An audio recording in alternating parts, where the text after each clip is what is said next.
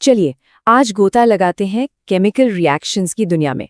और ये दुनिया कहीं और नहीं, हमारी रोज की जिंदगी से ही शुरू होती है। दूध का खट्टा होना और सांस लेना।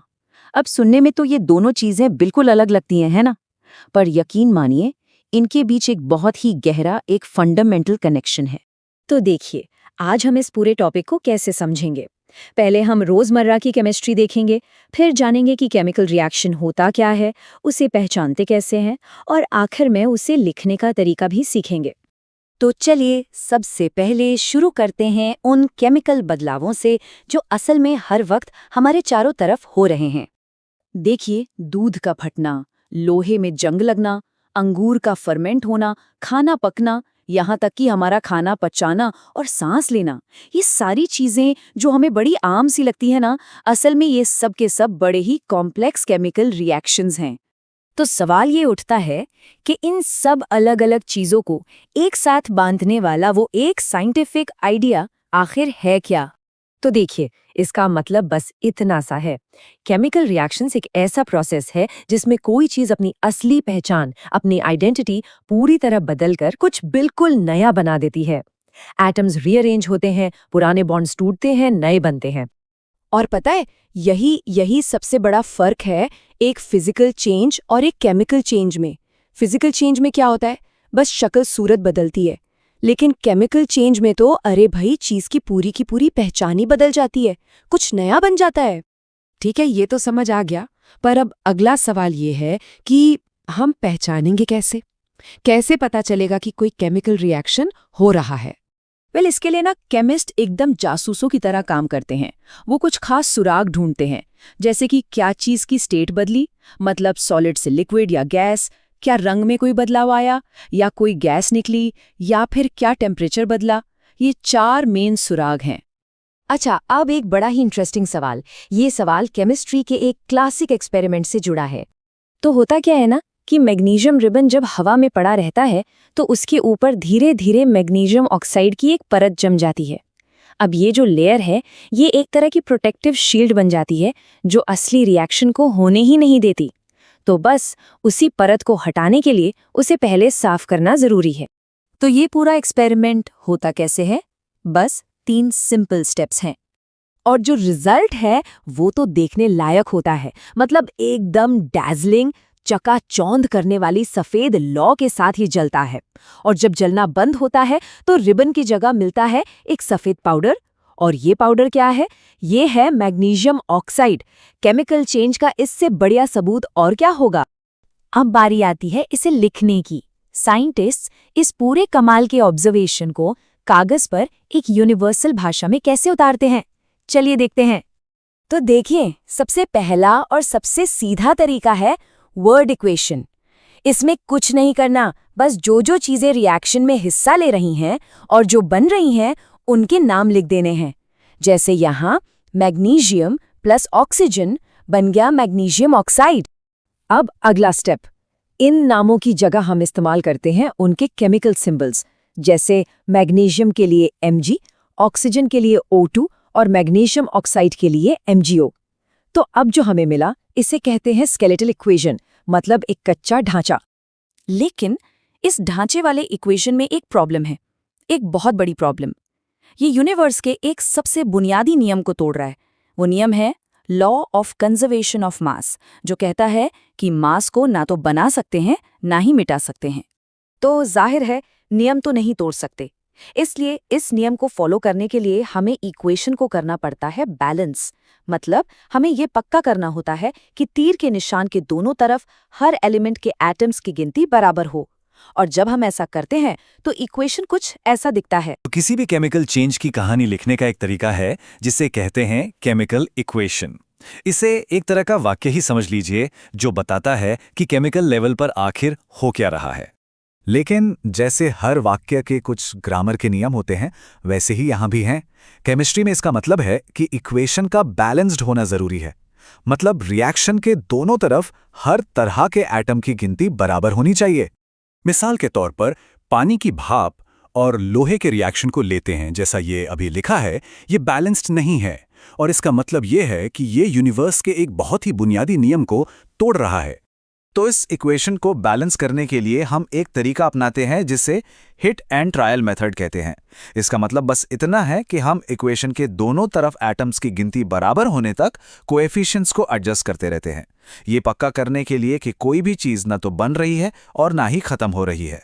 और देखिए, ये है हमारा आखिरी बैलेंस्ड इक्वेशन। अब ये कहानी एकदम सही है और साइंटिफिकली इसका कोई मतलब भी बनता है। एक बैलेंस्ड इक्वेशन तक पहुंचना एक अच्छी शुरुआत है, लेकिन असली मजा तो डिटेल्स में है।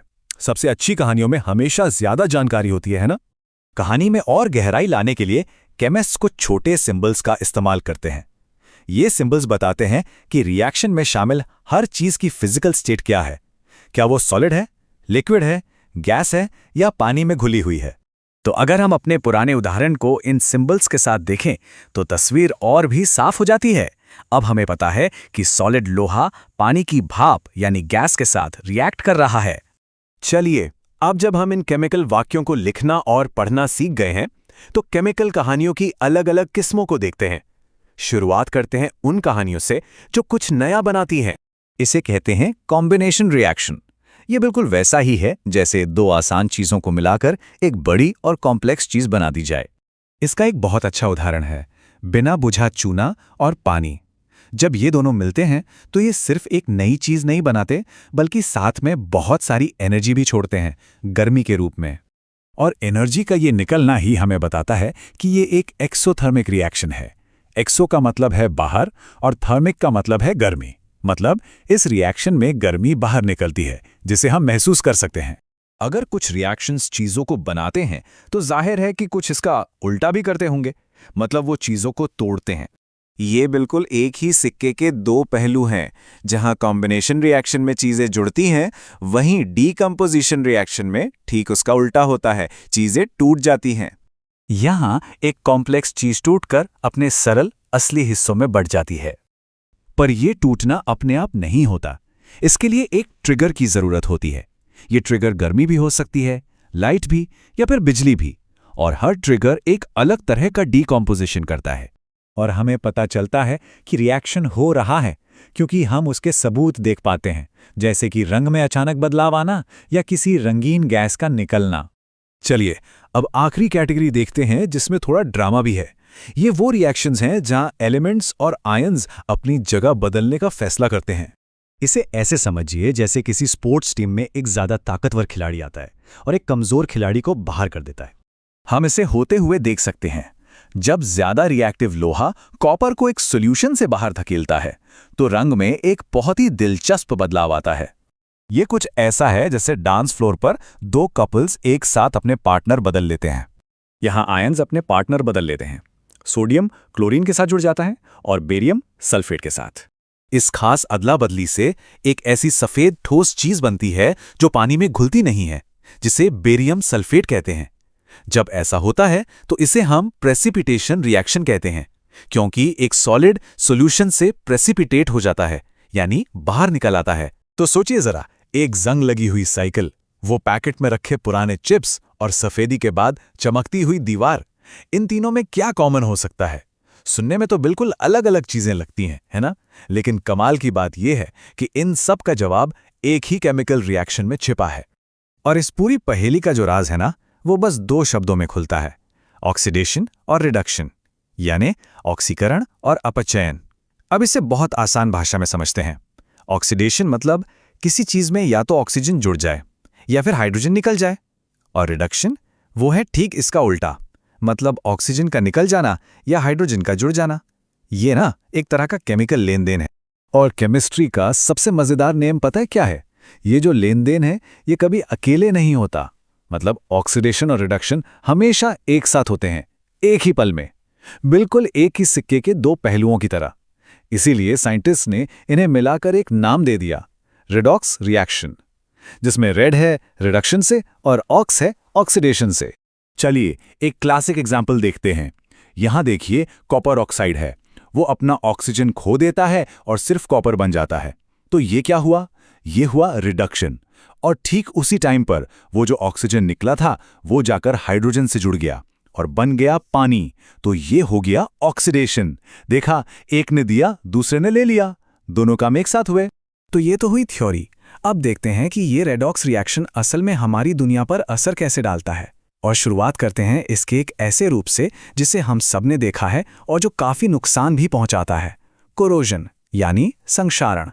अब ये संक्षारण है क्या? सीधी सी भाषा में ये धातुओं का धीरे धीरे गलना या खत्म होना है। जब भी कोई मेटल मतलब धातु हवा और नमी के कांटेक्ट में आती है तो वो ऑक्सीडाइज होने लगती है और बस कमजोर पड़ने लगती है। ये समझिए कि नेचर का एक स्लो पॉइजन जैसा हमला है। और इसके सबूत तो हमें अपने चारों तरफ दिखते हैं। लोहे के गेट पर जो भूरे रंग का जंग लग जाता है, तांबे के बर्तन पर जो हरी हरी परत जम जाती है, या फिर चांदी की कोई चीज काली पड़ जाती है, ये सब असल में कोरोजन ही तो है, बस अलग अलग शक्लों में। और देखिए, ये सिर्फ दिखने में बुरा नहीं लगता, ये एक बहुत बहुत बड़ी प्रॉब्लम है। ये कारों से लेकर बड़े बड़े जहाज़ों और पुलों तक को अंदर से खोखला कर देती है। पता है, इसकी वजह से हर साल अरबों खरबों का आर्थिक नुकसान होता है। ये दिखाता है कि केमिस्ट्री की ताकत कितनी बड़ी हो सकती है। अच्छा, तो केमिस्ट्री का ये खेल सिर्फ लोहे और तांबे तक ही नहीं है, ये हमारी रसोई में भी चलता है, खासकर जब हमारा मनपसंद खाना खराब होने लगता है। इस प्रोसेस को कहते हैं रैंसिडिटी या विकृत गंधिता। तो रैंसिडिटी का सीधा सा मतलब है खाने में जो तेल और फैट्स होते हैं ना, वो हवा के ऑक्सीजन के साथ मिलकर ऑक्सीडाइज हो जाते हैं। और नतीजा हम सब जानते हैं, वही बासी कड़वा सा टेस्ट और एक अजीब सी स्मेल, जैसे पुराने चिप्स या नमकीन से आती है। लेकिन अच्छी बात यह है कि हम इससे लड़ सकते हैं। खाने को इस ऑक्सीडेशन से बचाने के 3 बड़े स्मार्ट तरीके हैं। पहला, चिप्स के पैकेट देखे हैं, उनमें से ऑक्सीजन निकालकर नाइट्रोजन गैस भर दी जाती है। दूसरा, हम जो घर पे करते हैं, डब्बों को एकदम एयरटाइट बंद कर देना ताकि हवा अंदर ही न जाए। और तीसरा है एंटीऑक्सीडेंट्स मिलाना, जो ऑक्सीडेशन के खिलाफ एक शील्ड, एक ढाल की तरह काम करते हैं। तो अभी तक हमने केमिस्ट्री का डिस्ट्रक्टिव साइड देखा, पर केमिस्ट्री सिर्फ चीजों को तोड़ती या खराब ही नहीं करती, ये कुछ बहुत कमाल का बना भी सकती है। अब एक ऐसी कहानी सुनते हैं जो सीधे एनसीईआरटी की किताबों से आई है, और वो है हमारी दीवारों के चमकने का सीक्रेट। याद है, एनसीईआरटी की किताबों में एक छोटा सा बॉक्स होता था, क्या आप जानते हैं, जिसमें हमेशा कुछ मजेदार, हैरान करने वाली बात लिखी होती थी। बस हमारी अगली बात उसी से जुड़ी है। तो होता क्या है कि जब दीवारों पर चूने से सफेदी होती है तो वो असल में होता है कैल्शियम हाइड्रोक्साइड। अब ये दीवार पर लगकर हवा में जो कार्बन डाइऑक्साइड है ना, उससे धीरे धीरे समझिए कि बात करना शुरू कर देता है। और 2-3 दिन की इस धीमी सी केमिकल बातचीत के बाद दीवार पर कैल्शियम कार्बोनेट की एक पतली और मजबूत लेयर बन जाती है, और यही लेयर उसे वो शानदार चमक देती है। और अब आती है सबसे हैरान करने वाली बात। पता है, संगमरमर यानी जो मार्बल होता है, उसका केमिकल फॉर्मूला भी कैल्शियम कार्बोनेट ही है। इसका मतलब ये हुआ कि सफेदी करने के कुछ दिनों बाद आपकी दीवार पर जो चमकीली परत बनती है, वो असल में मार्बल की ही एक बहुत पतली सी लेयर होती है ना कमाल की बात? तो इस पूरी बातचीत से हमने क्या सीखा? एनसीईआरटी पर आधारित इस जानकारी के जो मुख्य पॉइंट्स हैं, चलिए उन पर एक नजर डालते हैं। तो 4 बातें बिल्कुल साफ हो जाती हैं। पहली, केमिकल इक्वेशंस को हमेशा बैलेंस करना जरूरी है। दूसरी, रिएक्शंस को हम मोटे तौर पर 5 टाइप में बांट सकते हैं। तीसरी बात जो हमने देखी कि ऑक्सीडेशन और रिडक्शन पक्के दोस्त हैं, हमेशा साथ साथ होते हैं। और सबसे जरूरी बात कि केमिस्ट्री सिर्फ किताबों का सब्जेक्ट नहीं है, ये तो हमारी रोज की जिंदगी और पूरी इंडस्ट्री को हर पल चला रही है। यहां एक बहुत ही दिलचस्प मोड़ आता है। ये जो सोर्स मटेरियल है, ये किसी आखिरी फैक्ट या फॉर्मूले पर खत्म नहीं होता, बल्कि ये खत्म होता है एक मैसेज पर, जो अपने आप में काफी अलग और अनोखी बात है।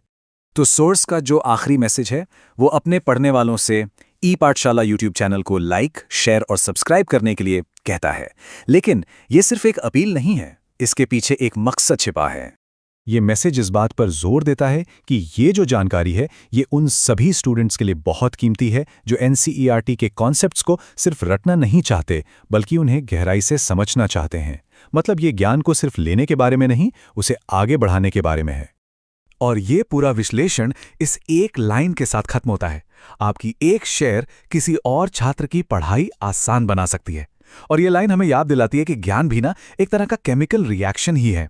जब इसे शेयर किया जाता है तो इसका असर कई गुना बढ़ जाता है, ठीक वैसे ही जैसे एक छोटी सी चिंगारी एक बहुत बड़ी आग लगा सकती है।